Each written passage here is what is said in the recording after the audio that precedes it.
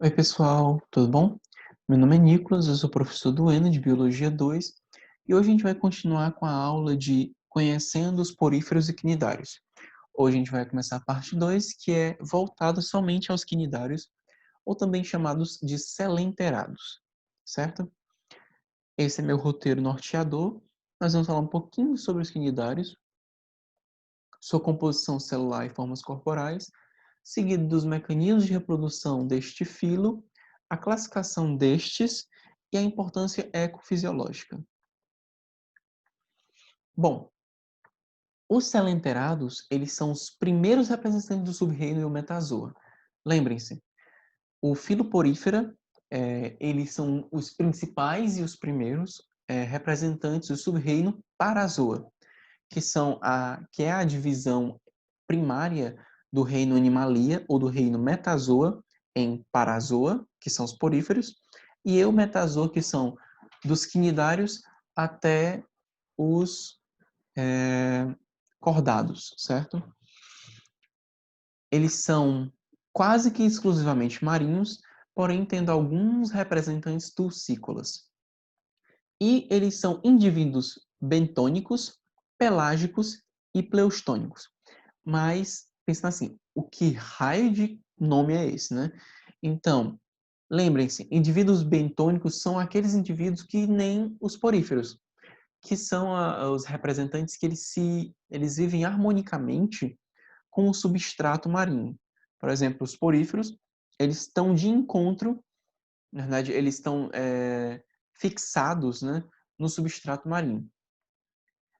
Não, isso não quer dizer que todos os selenterados são bentônicos, mas tem representantes dos selenterados que são bentônicos, como os pólipos de quinidários. O que são pelágicos, né? O chamado de zona ambiente ou domínio pelágico é aquela região do mar, né, que os seres vivos eles não dependem do fundo marinho. Ou seja, é o contrário de bentônico. Nos indivíduos bentônicos, eles dependem do fundo do mar, já os pelágicos não dependem do fundo do mar, ok?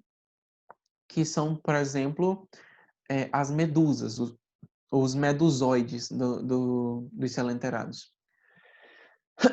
E falando sobre os pleustônicos, né?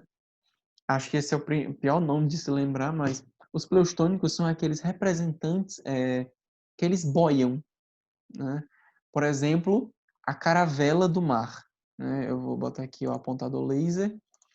A caravela do mar é um indivíduo que não é um bentônico, porque ele não está fixado no fundo do mar, necessariamente é um pelágico, mas principalmente ele é um pleustônico, porque ele não está dentro do mar, né, entre aspas, mas ele fica boiando por causa dessa câmara de ar que nós vemos aqui.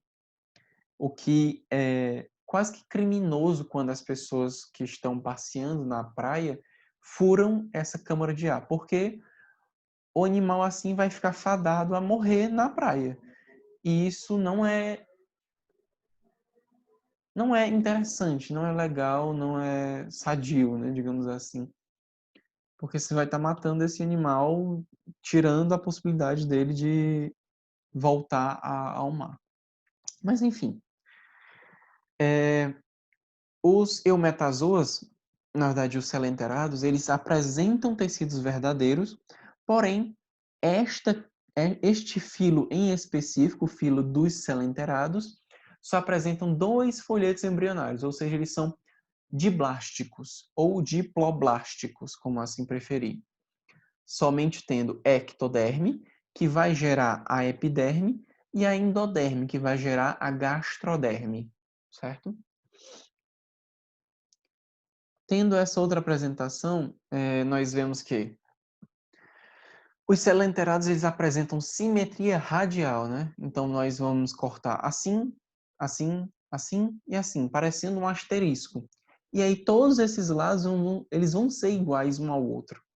É diferente do que nós vemos aqui nesse representante do filo artrópoda, né? Que aí nós temos uma simetria bilateral. Este de mídio, ou seja, este lado, é semelhante a este lado, ok? As esponjas, lembrando da aula passada, elas não têm simetria. Os quinidários têm simetria radial e os outros animais, eles vão ter simetria bilateral, com exceção dos equinodermos, que também têm simetria radial. O tubo digestório dos coelenterats é incompleto porque só tem boca e não ânus, porque eles são protostomados, né?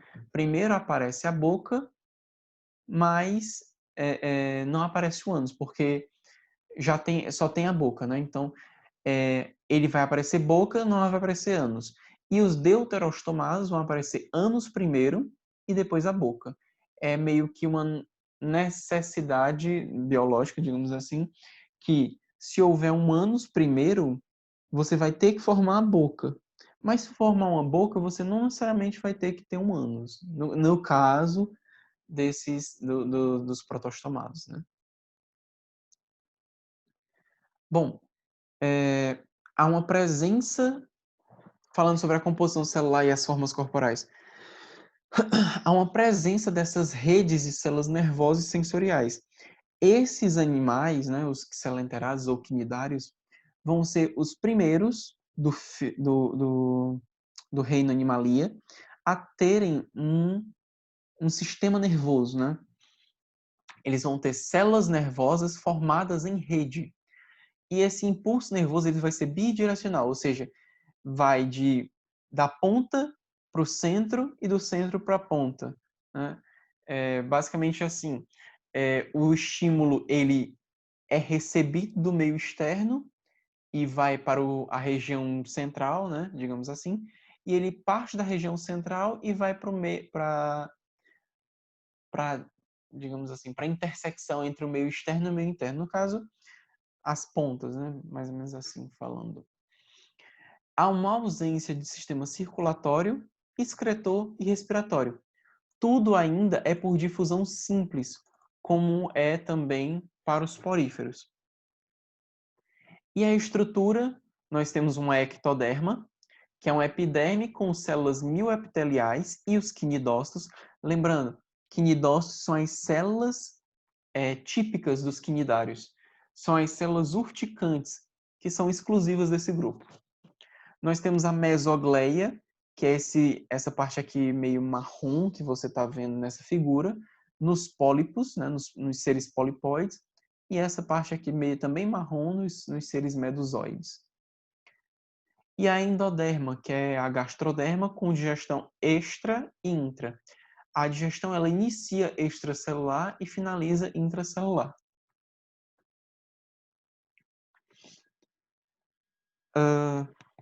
A apresentação estrutural, nós temos duas apresentações, né? A polipoide, que ela é fixa, ou seja, ela é bentônica, ela é séssil, mas há algumas espécies não sésseis de polipoides. E de pouca mobilidade, como eu falei, né? Como, por exemplo, os chamados medipalmos. São cilíndricos, a extremidade inferior ela é achatada e ela está de encontro, né? Ela se fixa ao substrato marinho. E a boca desse animal ela é circundada por tentáculos.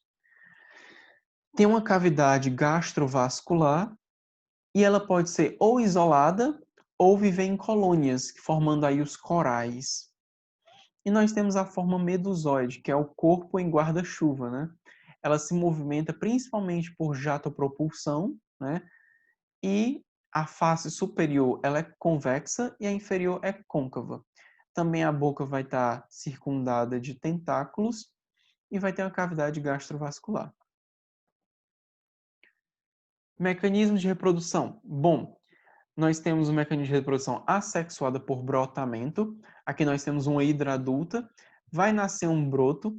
Esse broto ele vai crescer e aí, em dado momento, ele vai se separar, vai fazer uma cisão do broto mãe, da hidra mãe, fazendo assim uma nova hidra, né? Como é que se dá esse processo? Por mitose, né? Basicamente, há uma mitose em uma região do corpo da hidra adulta, originando esse broto pequeno, né, que vai crescendo a partir das mitoses sucessivas até formar um broto livre, né, pela mitose. E aí nós temos a alternância de gerações, que com certeza é uma das principais coisas dessa aula e que você precisa prestar atenção.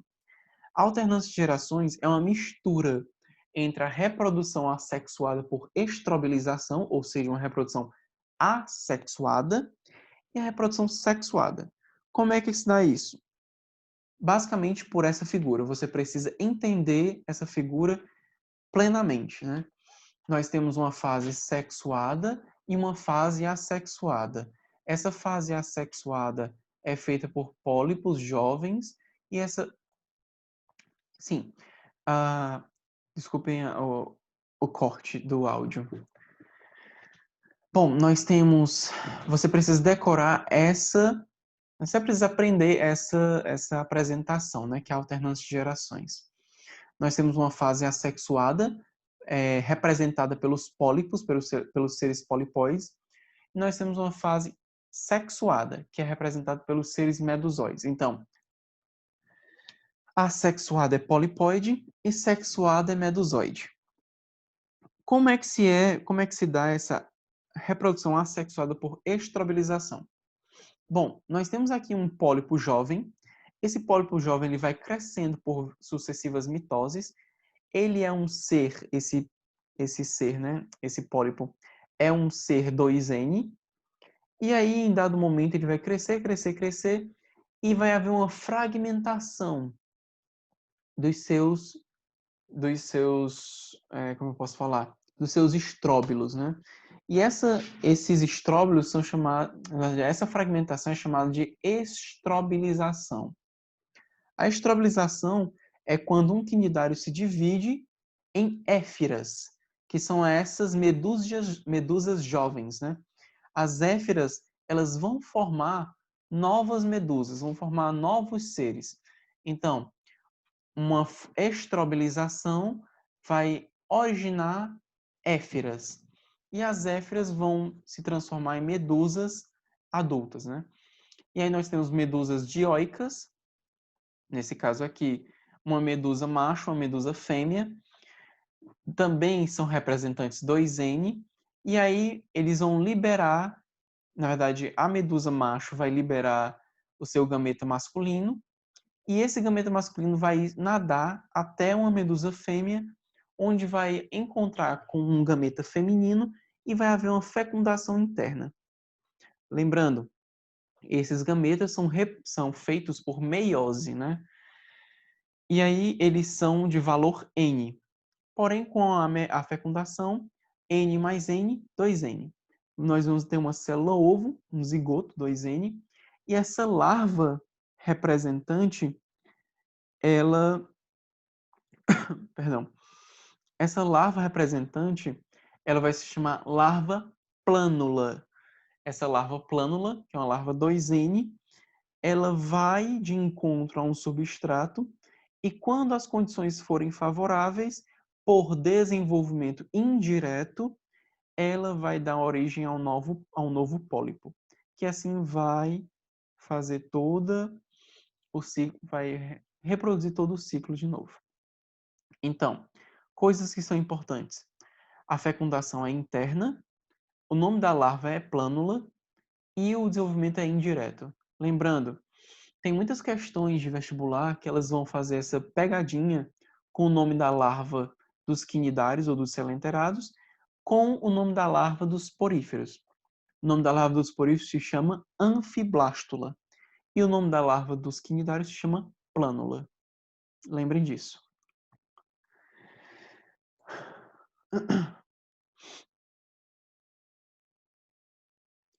Bom, sobre a classificação dos quinidários, nós temos o subfilo Anthozoaria, que são os antozoários, que são espécies polipóides, basicamente, né? Não, você aqui vai ter principalmente as anêmonas do mar e os corais.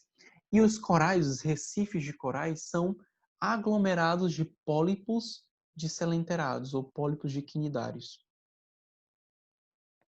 E nós temos a Anêmona do mar aqui. São um grupo basal, são um grupo bem, digamos assim, similar. Nós temos o subfilo Medusozoa, né? Aqui é o subfilo Anthozoa. E o subfilo Medusozoa vai se diferenciar em outros filos, em outras classes, perdão. Nós temos a classe Hidrozoa, que são os hidrozoários, que têm representantes marinhos e dulceaquícolas. Um dos representantes é a caravela portuguesa, que é um ser que ele vai boiar na superfície marinha, né? Um pleustônico. O ciclo reprodutor dele é basicamente por alternância de gerações. E aqui nós temos a hidra e a caravela portuguesa.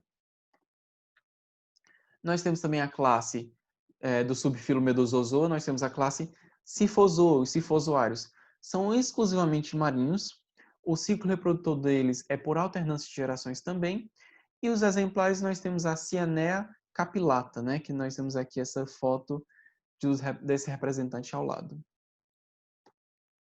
Nós temos os cubozoários, que são altamente tóxicos, eles estão presentes bastante na costa australiana. Os seus quinidócitos são bem tóxicos, né? O ciclo reprodutivo é por brotamento, porém sem estrobilização, né? E um dos representantes é a vespa do mar, como nós conseguimos ver aqui. Altamente tóxicos. E eles normalmente eles vivem em colônias, né? E se a pessoa ela tiver um acidente, a chance de ser fatal é bem alta por causa dessa vivência em colônia dos cubozoários. Nós também temos os estaurozoários, que eles vão formar cerca de 50 espécies. São exclusivamente marinhos. Esse grupo não sofre estrobilização. A plânula que eles formam não é ciliada. E o exemplar deles é a Lucerna Hyopes, né? Como nós conseguimos ver aqui. Os aspectos ecológicos, né? Principalmente os recifes de corais. Olha essa imagem de recife de coral. Ele é berçário para inúmeras espécies marinhas.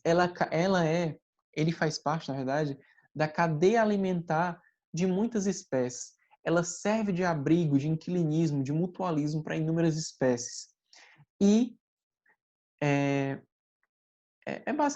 basicamente um berçário da vida marinha, né? E esse exoesqueleto é basicamente de carbonato de cálcio. Também como aspecto ecológico, nós temos a associação infeliz dos recifes com o aquecimento global. Os recifes eles são a mistura dos corais com as algas chamadas zooxantelas, né? Com o aumento do CO2, há um deslocamento desse equilíbrio da equação devido à acidificação da água, né? E aí essa redução do pH, ela retira o íon cálcio dos corais. E esse aquecimento das águas também leva à extinção dessas zooxantelas, fazendo assim a esse quadro de branqueamento dos corais. Você tira o cálcio do coral e você tira a zooxantela do coral. E esse coral, então, esse resto de coral, digamos assim, ele é um coral mais quebradiço, é um coral que não serve mais como berçário. Ele vai fazer uma queda do pH marinho e é altamente danoso para inúmeras espécies. Como aspecto ecológico, nós conseguimos ver esse branqueamento dos corais em inúmeros locais do planeta Terra. E, como consequência, nós temos, desde a mudança da temperatura dos oceanos até a morte de parte da vida marinha, né? Nós temos que defender a vida, na verdade, a manutenção da vida na marinha, no caso, pela preservação, pela redução dessa pegada de carbono, entre outras coisas, evitar escoar lixo ambiental, lixo químico para os mares, enfim. Como aspectos fisiológicos, os quinidócitos, que são os representantes celulares desse filo, eles são responsáveis pelo processo urticariante, mas esse processo que acontece com nós humanos quando encontramos alguns quinidários nas praias, ele se dá por um processo de defesa, né? E eles são basicamente pensados, na verdade, os quinidócitos, eles são basicamente para captura das presas. Então, como é que isso se dá? Há um gatilho nesse quinidoblasto que vai fazer com que toda essa descarga, todo esse filamento seja liberado com grande velocidade para fora. Há uma descarga do líquido tóxico que ele encontra com a epiderme do animal, né? No caso dos peixes, ele encontra a epiderme dos peixes, eles ficam desacordados e aí é o momento que o quinidário leva esse alimento até a boca rudimentar, né? No caso a boca, e aí adentra para a cavidade gastrovascular. O nematocisto, que é essa bolsa, ele guarda a quinida, que é essa, digamos assim, essa arma, né? Que ela é perfurante. E aí vai liberar para a epiderme do animal a substância tóxica, a substância urticariante, né? Os quinidários ou silenterados têm um sistema nervoso difuso. Eles têm o que nós chamamos de ocelos. Esses ocelos são a visão rudimentar deles, né? Nós conseguimos ver esse pequeno ponto preto aqui, esse ponto preto aqui, esse ponto preto aqui, que eles vão dar esses olhos rudimentares. Mas o que é isso? Eles são locais de fotorrecepção. Isso vai indicar para o quinidário se ele está muito próximo da superfície, se ele está muito próximo do fundo do mar. Não dá uma ideia de visão como nós humanos temos, né? Mas uma visão rudimentar. É uma estrutura fotorreceptora. E também nos quinidários nós temos a presença dos estatocistos, que é como se fosse um ouvido interno ou um cerebelo rudimentar. Que é o que indica isso? É basicamente uma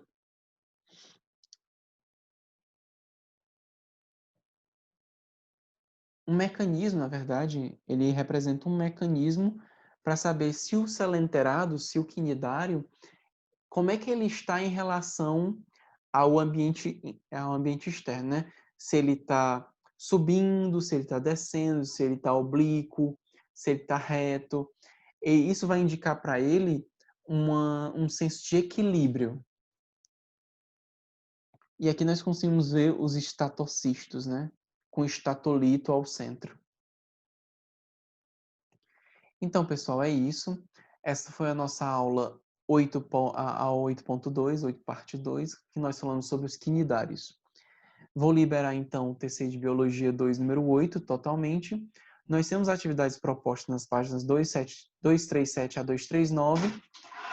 E nós vamos enviar mais 3 questões que vão representar a presença de vocês. É isso, muito obrigado e até mais.